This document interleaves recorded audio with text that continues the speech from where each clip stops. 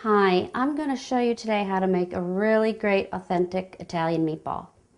This is a recipe that has been passed down from my husband's grandmother, who is from Filicudi, Italy. So I'm going to start with the dry ingredients. We're going to start with our breadcrumbs. You're going to have about 1.5 cups of regular, non-seasoned breadcrumbs. Then you're going to take your cheese. I use the Romano cheese, and you're going to use about 1 cup of the Romano. Then you're going to put ground allspice, about 2 dashes. And the thing is, with all of these ingredients, it's really up to your taste. You don't really have to go exactly for any of them. It's the things that you like. If you like more cheese, you put a little more cheese in. If you like a drier meatball, you put a little more of the breadcrumbs. All depends on what you want, so any way you like it. Another thing I find with the meatballs is that I dig my hands right in. Don't be afraid, and don't feel like you have to be using the spoon right away. Feel free to dig right in. That was one thing with my husband's grandmother that I found, and I used to always say, is that the flavor was in her fingers, because she used to always dive right in and mix it from the very beginning to the very end with her hands. So after that, you're going to put your garlic in. Garlic powder, not the fresh, about 3/4 teaspoon. Again, not an exact science, so if you like a lot of garlic, put a little more in. Then we're going to put our black pepper, about 1/2 teaspoon. Then you're going to put your parsley in, about 2 to 3 tablespoons. This is the only ingredient that sometimes, if you put too much in, it can affect it, because it really adds such a color. It's such a vibrant green, so you don't want to go overboard on that. Put that all in. Then just a little bit of Mrs. Dash. Then you're going to take, either with your hands or your spoon, whatever you feel like, I'm just going to mix up all your dry ingredients.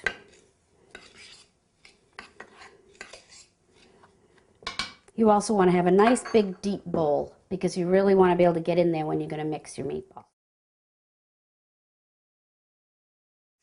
So now I'm going to add my meat. For this amount of sauce or meatballs, I'm only going to use about 2 pounds of my Hamburg. And I always use Hamburg that's about 85% fat,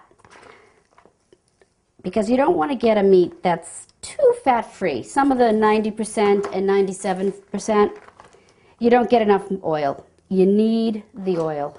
And I always say with the sauce, if you're going to have your meatballs and your sauce, you can't be skimping on the oil. It's just not going to work. Now the next ingredient we're going to put in are the eggs. 2 eggs. Again, this will be something that will add some moisture to your meatballs. You have your eggs. Then you're going to put your corn oil. I'd say about 1/2 cup. And the key when you start putting your oil and your water, which is about 1 cup, is to not put too much in right away, because you can always add to it if it's too dry, but you can't take any out if it's too wet. And if your meatball is too wet, it's going to fall apart in your sauce, and you're going to end up with meat sauce, and then you're in trouble. So once you get all of that in, you dig in. And the key thing here is the digging in. Don't be afraid of it. Take off all your jewelry, no bracelets, no rings, roll up your sleeves, and dig in. Now we're going to roll our meatballs.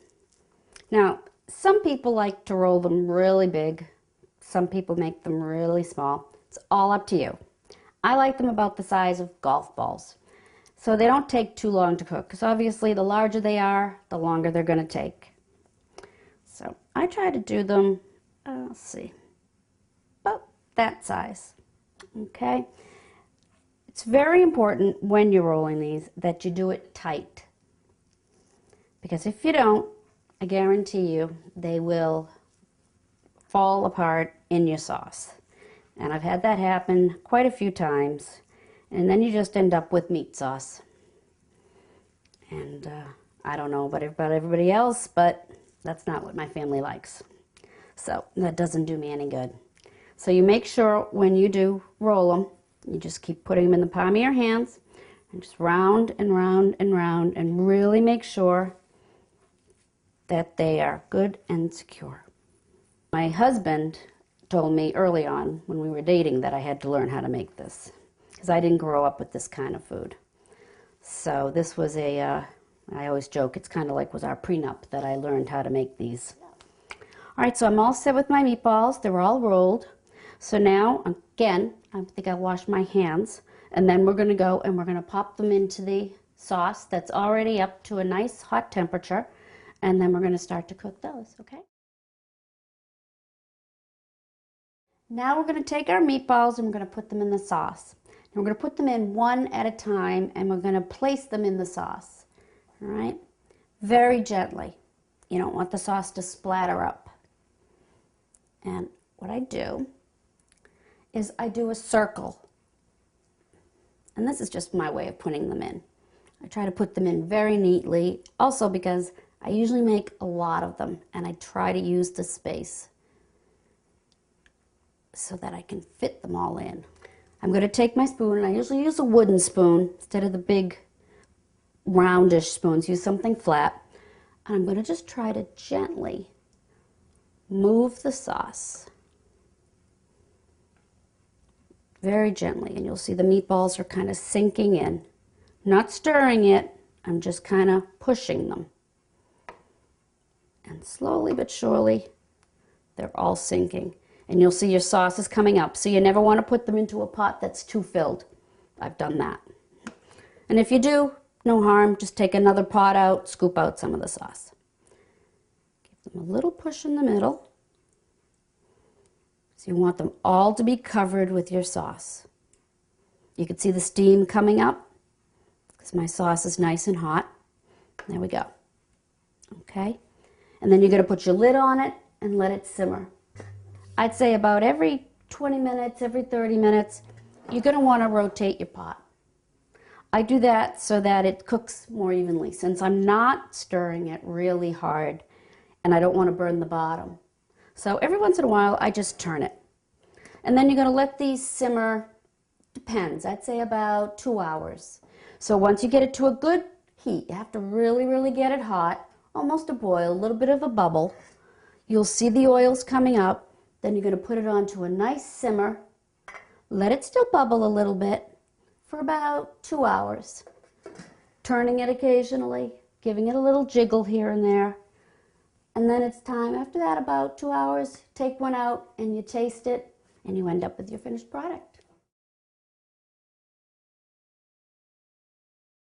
Well, and here's the finished product. These are our family's favorite meatballs. I hope whoever tries the recipe enjoys it.